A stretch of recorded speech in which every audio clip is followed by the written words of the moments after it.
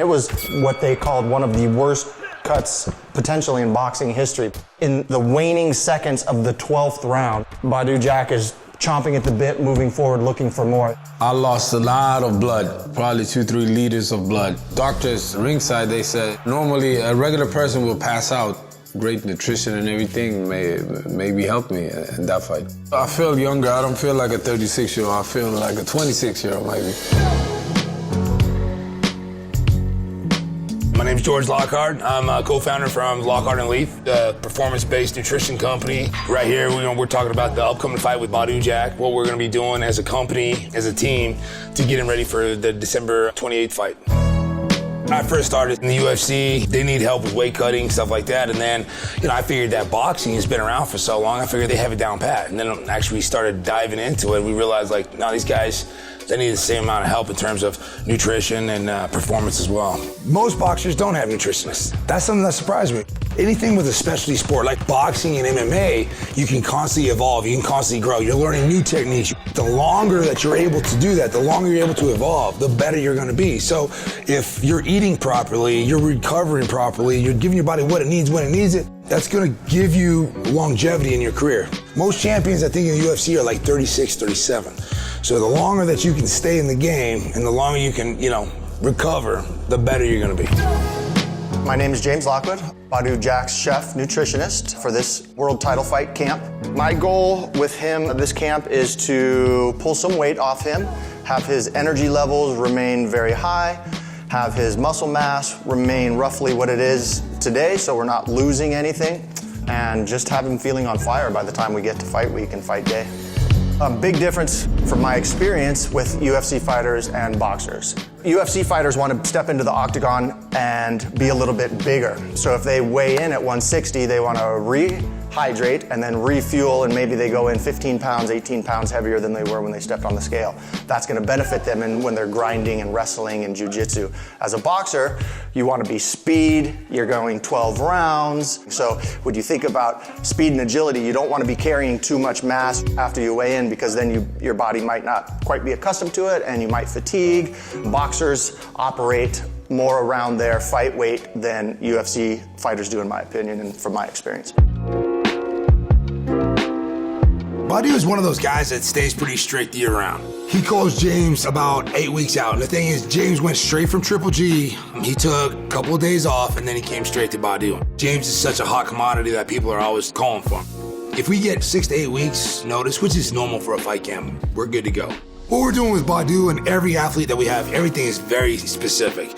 When I work with Connor, he's not getting the same nutrition as Badou. They have different macronutrient needs. Their bodies are different. They have different training schedules.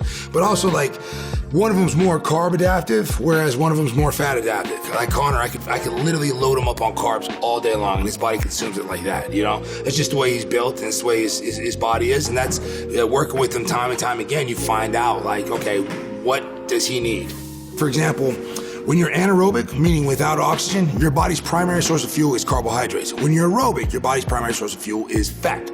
In terms of workouts, we use something called metabolic equivalent, right? Metabolic equivalent is a way that we measure the amount of calories an individual burns. 3.5 is the maximum amount of oxygen that somebody consumes and exhales per minute, right? So we do intensity times 3.5 divided by their overall kilograms in weight, divide that by 200, and then multiply that by the duration of the workout. So the higher the intensity and the longer the duration of the workout, the higher obviously the caloric intake is gonna be. You burn 1,000 calories jogging, and you burn 1,000 calories lifting weights.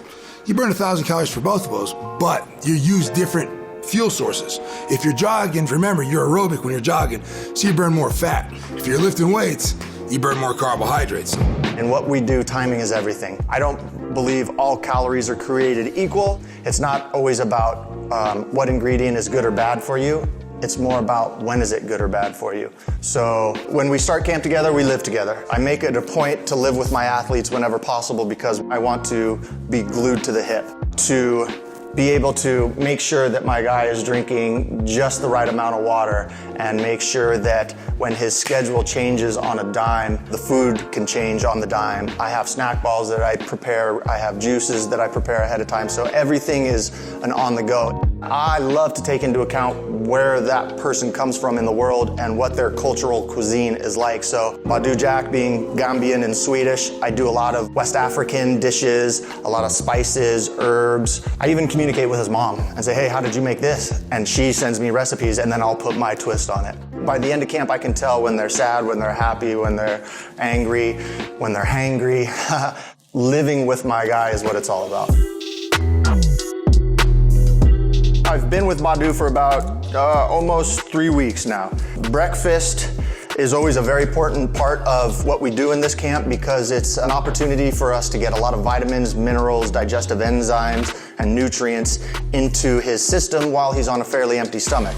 Every single morning I start with a fresh pressed juice. Today's juice we have mint, basil, dandelion, jalapeno, some citrus, turmeric root and ginger root. They're highly anti-inflammatory, so when he goes to train and he beats his body up, we're already set up to fight that inflammation that occurs. We're going to help remove free radicals. We're going to improve his metabolism and have him fired up, so when he does come time ready to eat lunch, it's not like he hasn't had anything. He'll be ready to burn that fuel quickly and then go into a rest state. So that's the first portion of our breakfast.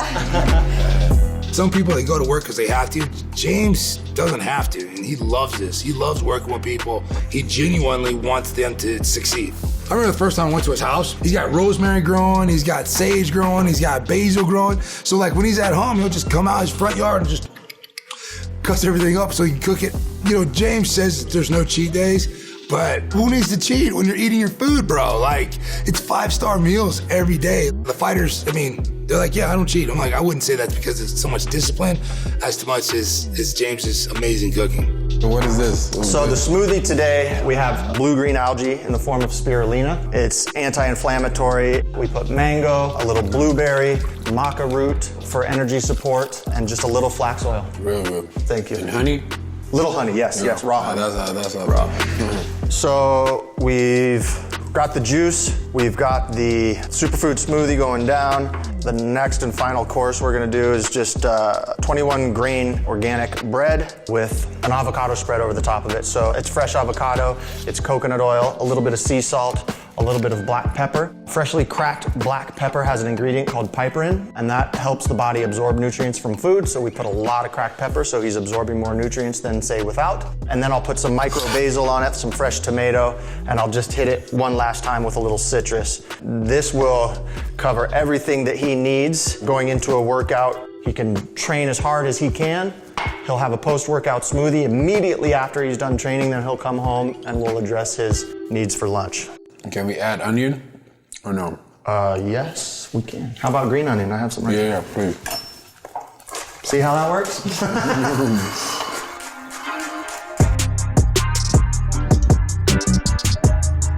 For the most part, most fighters, they'll start tapering as the fight camp comes to an end.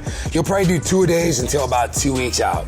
And then you'll start tapering out. 2 weeks out, you'll probably do 1 a day, and then fight week, you want to do as little as possible. 2 weeks out, his nutrition doesn't change at all. You know, same principles. Give the body what it needs when it needs it. So he starts working out less, guess what? We start feeding him less. If we do our job perfectly, James does his job perfectly, he's just gonna wake up Friday morning, walk to the scale, weigh in, and that's all she wrote. We want Badou drinking at least a gallon of water, so I have a gallon. We have a purified water system. I fill this at the beginning of the day, and by the time he goes to bed, it's empty. This is not including his post-workout beverage, it's not including his juice, it's not including his smoothie, it's not including his pre-run coffee. This is outside of that. As we get into the fight week, we'll start to increase his water, potentially up to 2 gallons or more a day, but only for a short amount of time. He'll continually try to get back to homeostasis, which is like an even water amount, so he'll flush fluids out of his system. That'll also pull a little sodium out of his system, and that just makes it easier for him to stand on the scale and make weight. If he were to drink a gallon of water over the course of a day, it's about 8.2 pounds in the body. So when you think about increasing that water intake, the weight, yes, may go up, but then when we start to cut back on the water a day or potentially 2 days or a day and a half before the weigh-ins, he'll start to flush all that and you could potentially take off 10, 12 pounds. But it's also very specific to the athlete based on his muscle mass, based on his lean tissue mass. It's very scientific when we get to that part of the camp. Everything has to be spot on perfect. The rehydration is 10 times more important than the actual cut itself. 3% dehydration equates up to 30% decrease in performance. So if you're just a little dehydrated, that has a huge effect.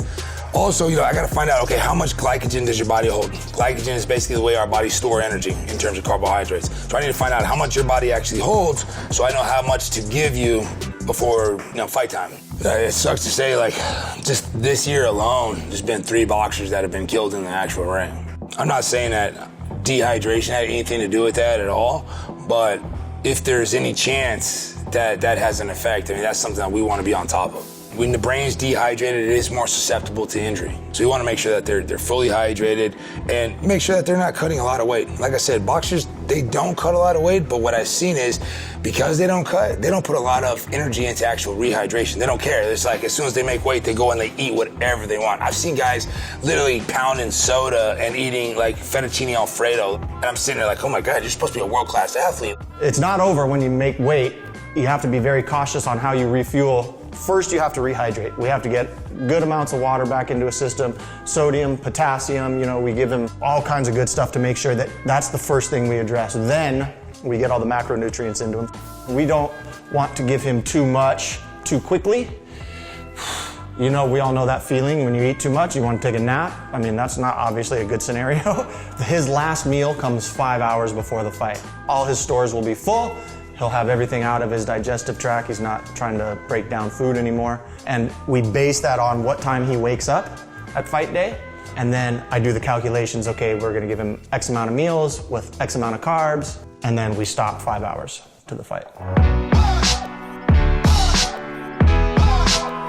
Like I say, we don't create champions. It's just gonna make you the best you can be. I think Badou, he's still growing. And him and James are like brothers. You become part of the family. When you work at a fight camp, when I work with Connor, I'm there with him. The moment he wakes up to the moment he goes to bed, you become a huge part of their life.